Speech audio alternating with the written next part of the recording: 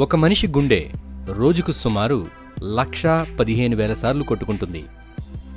అలాగే గుండె రోజుకు సుమారు 7,600 లీటర్ల రక్తాన్ని పంపు చేస్తుంది.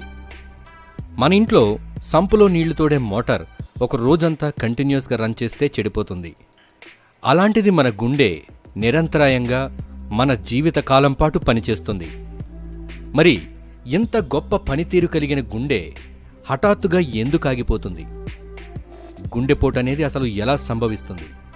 ఇది అర్థం చేసుకోవడానికి ముందు మనం గుండె యొక్క నిర్మాణం అలాగే గుండె యొక్క పనితీరు తెలుసుకుందాం. గుండె యొక్క ముఖ్యమైన పని మన శరీరంలో అన్ని కండరాలకు రక్తం ద్వారా ఆక్సిజన్ని సప్లై చేయటం. ఆక్సిజన్ లేకపోతే మన కండరాలు పనిచేయవు.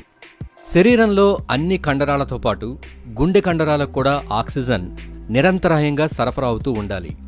అప్పుడే మన గుండె ఆగకుండా పనిచేస్తుంది. గుండె కండరాలకు రక్తం సరఫరా చేసే రక్తనాళాలను కరోనరీ ఆర్టరీస్ అంటారు. ఈ రక్తనాళాల్లో ఏదైనా అడ్డంకి ఏర్పడితే గుండె కండరాలకు ఆక్సిజన్ సరఫరా ఆగిపోతుంది.